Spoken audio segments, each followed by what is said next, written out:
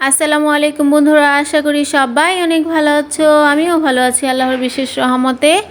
আজকে সকালে আয়াতকে নিয়ে বাড়িতে আসছি, কারণ আয়াত বাসায় একা থাকতে থাকতে বোরিং হয়ে গেছিলো, তাই ভাবলাম ওকে নিয়ে একটু বাড়িতে ঘুরে আসি।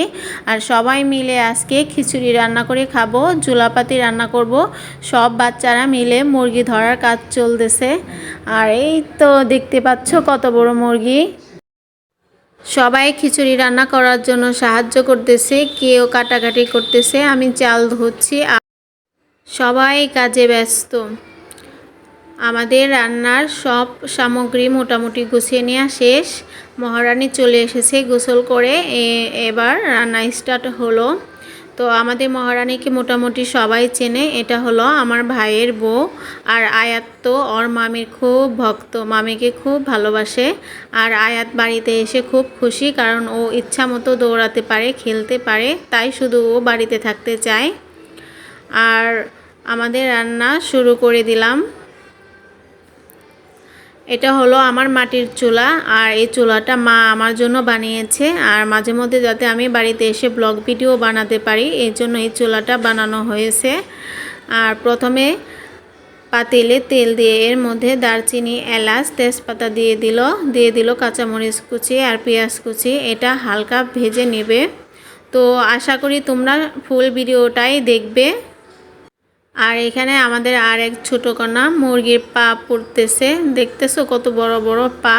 আর যার যার পা পছন্দ তারা কিন্তু চলে আসতে পারো, সমস্যা নেই। এরপরে দিয়ে দিল আদা রসুন জিরা বাটা, দিয়ে পানি দিয়ে দিয়েছে হলুদের গুঁড়ো, মরিচের গুঁড়ো আর স্বাদ মতো লবণ। এখন সবগুলো মশলা ভালোভাবে কষিয়ে এর মধ্যে মাংস দিয়ে দিচ্ছে। আর মাংসটা মনে হয় একটু বেশিই হয়ে গেছে। যাই হোক, এখন মাংসটা 10 মিনিট কষানো হবে। আমি এখানে কিছু রসুন কুচি দিয়ে দিলাম, কারণ রসুনের পরিমাণটা একটু বেশি দিতে হবে খিচুড়িতে, এই জন্য। তো আর কি রান্নার কাজে একটু সামিল হলাম, নয়তো আবার আপনারা বলবেন যে আমি কোনো সাহায্য করিনি।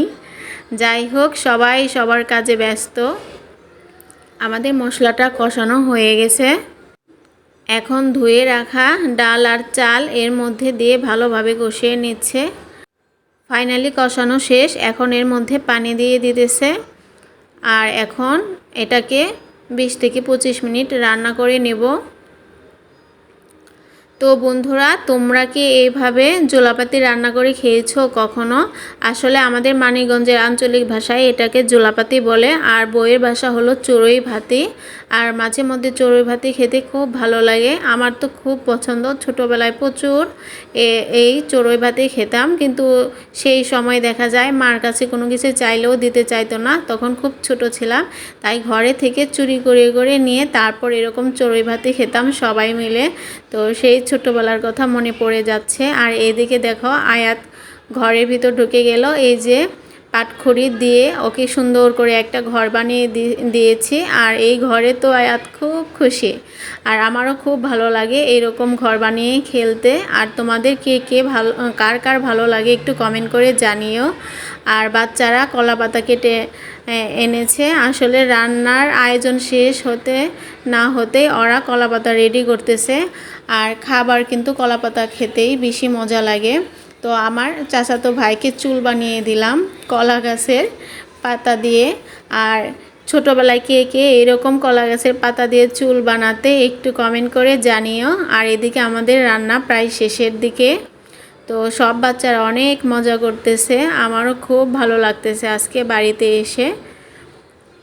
আর এখানে ওরা হাঁস ধরতেছে। আমার মেয়ে তো হাঁস খুব পছন্দ করে, হাঁস দেখে ও ভীষণ খুশি, কারণ ও এমনিতেই পশু পাখি একটু বেশি পছন্দ করে।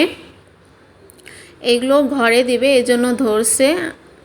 আর নতুন কিনে নিয়ে আসা হয়েছে, তাই ঘরটা চেনে না, এজন্য হাঁস ধরে ধরে দিতে হয়। আমার মেয়ে খুব খুশি, নাচতেছে। তো মহারানী একাই রান্না করতেছে, আমি শুধু মাঝে মধ্যে এসে একটু ওকে দিয়ে যাই। আর রান্নার শেষে একটু হাত লাগালাম, যাতে আমার নাম হয় যে আমি রান্না করছি, সবাই যাতে বোঝে যে আমি রান্না করছি তাই। তো মহারানী তো বকর বকর করতেছে যে সারাক্ষণ ও রান্না করলো, আর শেষে এসে শুধু আমি একটু হাত লাগালাম। যাই হোক, একটু সবার সাথে দুষ্টমি করলাম।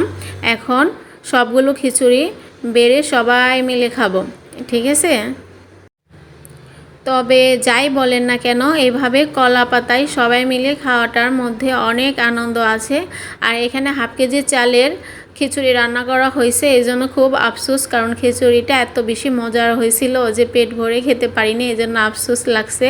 কারণ আমাদের খিচুড়ির ভাগিদার ছিল অনেকেই, তো পেট ভরে খাওয়াটা সম্ভব ছিল না। আমার মেয়েকে দেখছেন একদম অল্প দিছে, সবাই বেশি বেশি নিচ্ছে, আর আমার পিচ্চিটাকে কত অল্প দিছে। তারপর আমার পিচ্চিটা অনেক খুশি। আয়াতকেও একটু খাওয়িয়ে দিলাম। যাই হোক, এবার সবার কাছ থেকে রিভিউ জানবো। মজা হয়েছে, অনেক মজা হয়েছে। অনেক মজা, অনেক মজা। আব্বাই দেখি কি সেই স্বাদ। এত স্বাদ কে? এই স্বাদ, এত এই যে সেই স্বাদ, সেই মজা স্বাদ। হলো। সেই স্বাদ।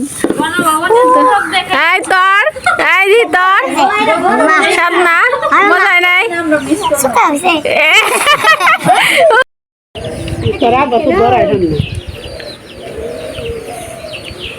বাবা দেখে দেবে।